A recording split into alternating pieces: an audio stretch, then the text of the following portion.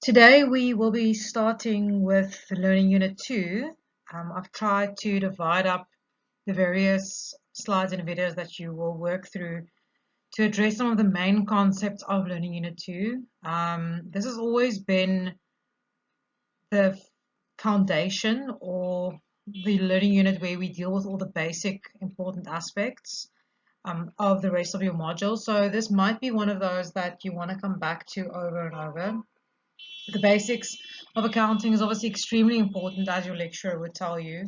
So it's really, really critical that you make sure you understand every one of the building blocks that we explain to you in order for you to be able to do accounting successfully.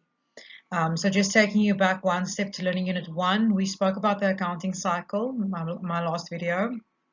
We mentioned transactions on source documents, and that Learning Unit 2 will aim to teach you how to understand transactions properly.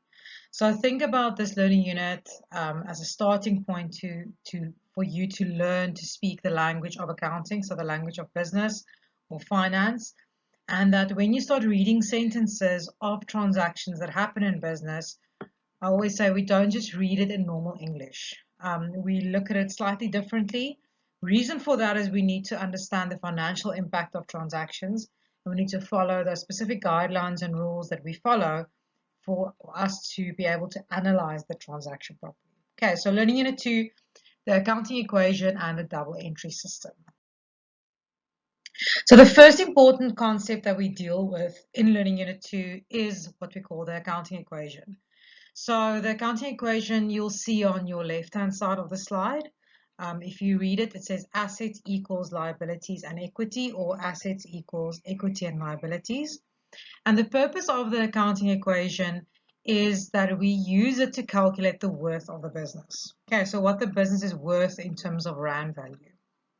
It is an equation, as in it does actually always balance. So assets is equal to liabilities and equity. And you'll see on the left-hand side, there's a nice block diagram that illustrates this concept. So whatever you have on the left-hand side of the equation is always going to be equal to the right-hand side of the equation. Okay, so yes, my assets, whatever they are, whatever the value of them comes to be at the end of the month or the end of the year, they will always match up to my total liabilities and equity. Okay, in short, assets are the things that a business owns. Okay, so classical examples we always start off with is something like property, vehicles, equipment, things like that. Assets are what we own. Okay, and liabilities and equity, typically what we owe, or then also understood as how we fund the assets. Now, there's various different ways of unpacking the accounting equation. I quite like that idea of assets we own, we acquired them in the business, and liabilities and equity are the two components that enabled us to acquire those assets.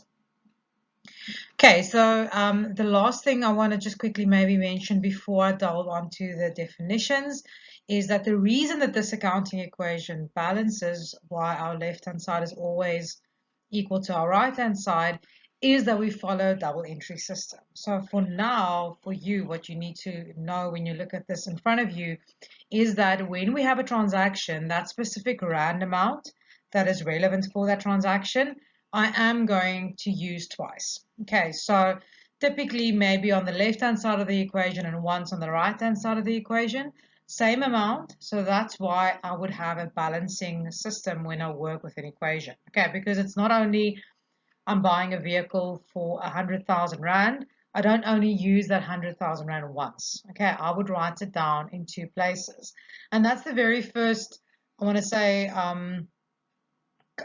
way of starting to explain the double entry system to you. Okay, so the double entry system for now, start thinking about a rand figure for a transaction. We are using more than once, so we're using it twice. So that's why we call it the double entry system. Okay.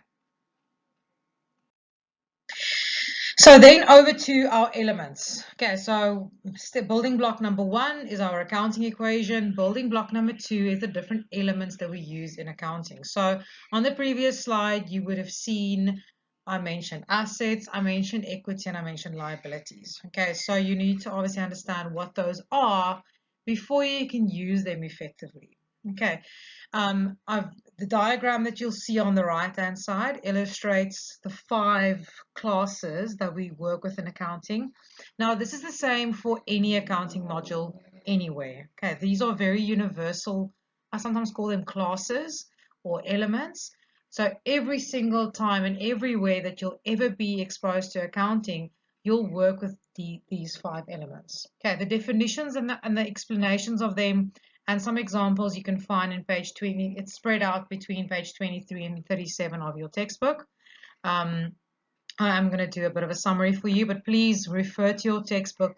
Is the best way to get your head around what these concepts are. Okay, so assets, first thing I mentioned on the previous slide, typically something that we own. It's typically something of quite high value.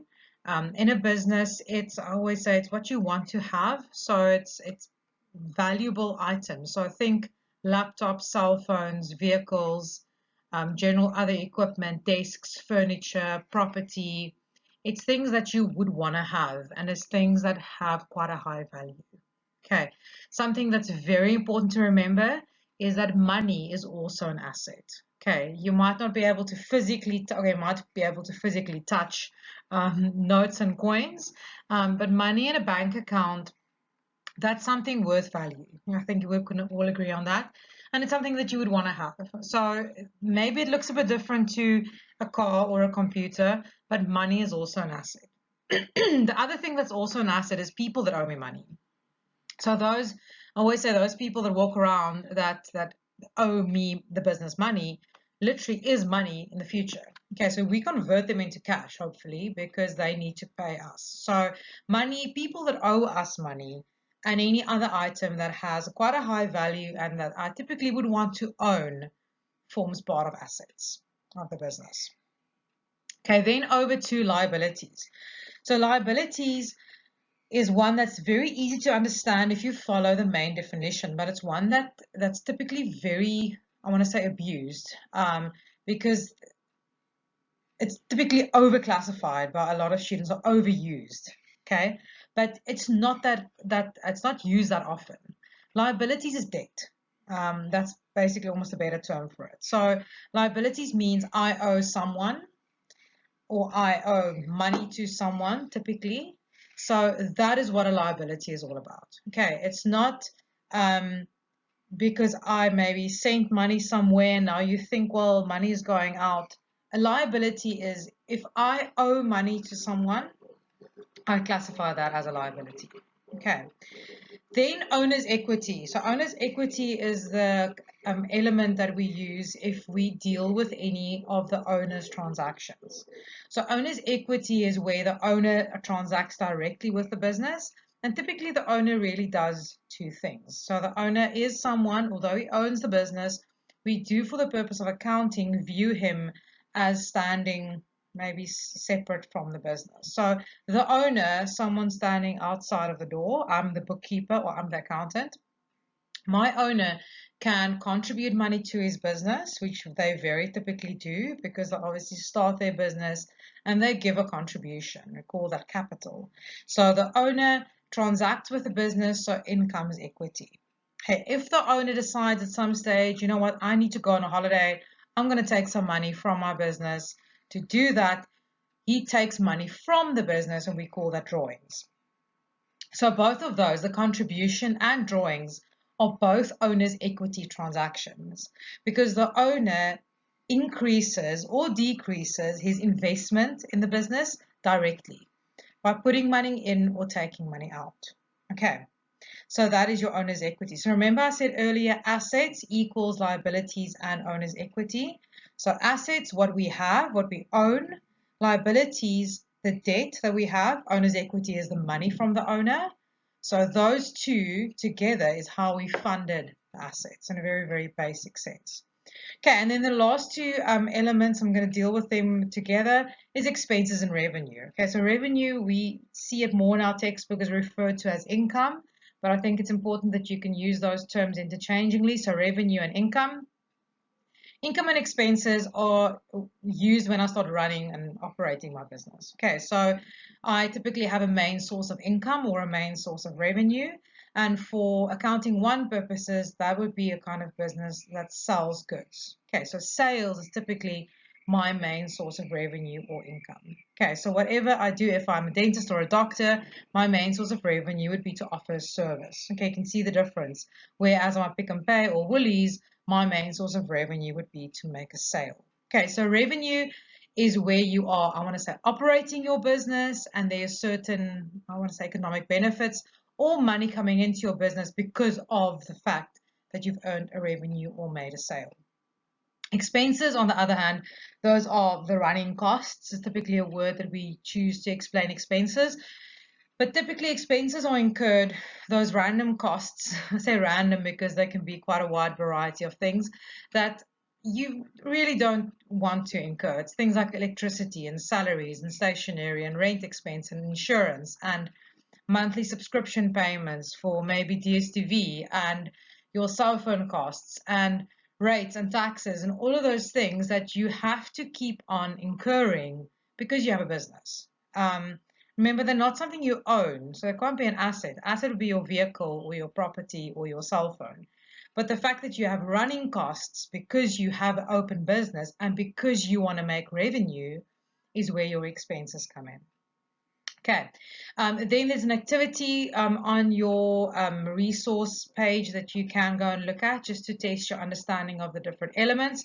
I would highly suggest please work your way through the textbook, go and read the definition of the elements before you attempt the activity.